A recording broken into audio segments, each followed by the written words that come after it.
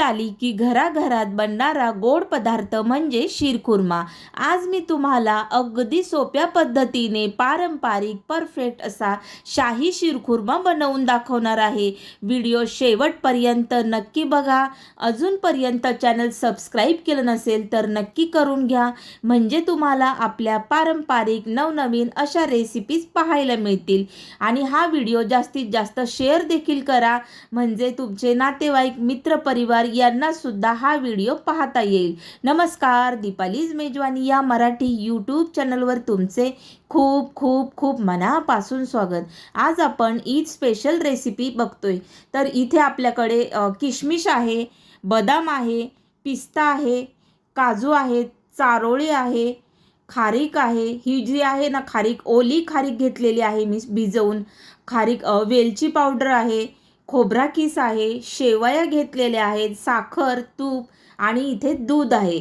तर हे 1 लिटर इतकं मी दूध घेतलेलं आहे, फुल क्रीम असं मिल्क घेतलेलं आहे। हे सगळ्यात अगोदर आपल्याला ना या कढईमध्ये 1 चमचाभर इतकं साजूक तूप घालून घ्यायचं आहे। आणि त्यानंतर आपल्या या ज्या शेवया आहेत तर त्या आपल्याला गोल्डन रंगावरती या भाजून घ्यायच्या आहेत। शेवया व्यवस्थित अशा भाजून घ्या। ह्या जरी भाजलेल्या असल्या ना तरी सुद्धा आपण एकदा ह्या परतवून घ्यायच्या आहेत, म्हणजे ना शिरखुर्मा हा मस्त टेस्टी असा लागतो, त्याला अजून जास्त स्वाद येतो।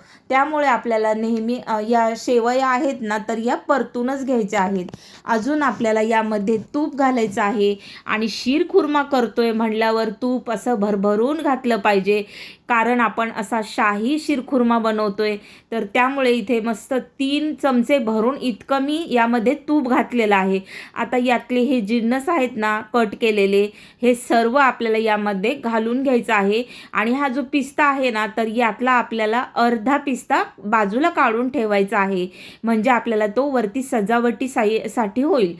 इथे ना ह्या ज्या ओल्या खारीक आहेत भिजवून घेतलेल्या, तर त्या सुद्धा यामध्ये घालून घ्यायच्या आहेत। मी काय केलं होतं ना, रात्रभर या खारीक पाण्यामध्ये भिजत घातल्या होत्या, त्यामुळे या टम्म अशा फुगलेल्या आहेत।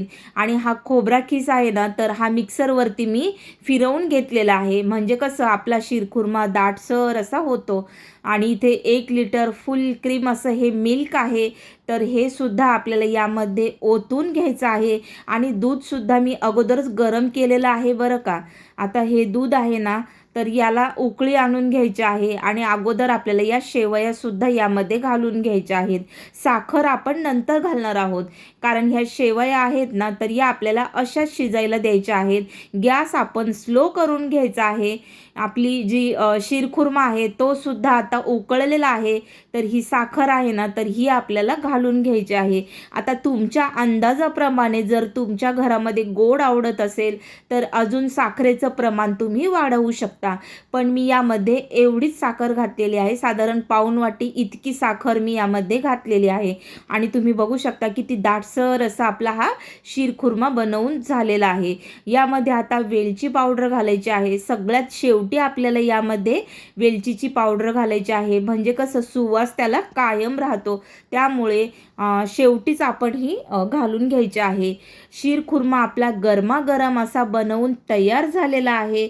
तुमच्या घरी सुद्धा हा शिरखुर्मा अशाच पद्धतीने बनवला जातो का, हे मला कमेंट करून सांगायला विसरू नका। इथे तुम्ही बघू शकता मस्त दाटसर असा आपला हा शिरखुर्मा बनवून तयार झालेला आहे, अगदी मस्त चवीला सुद्धा। आणि हा शाही शिरखुर्मा ना खायला इतका भारी लागतो ना, चव त्याची अप्रतिम लागते।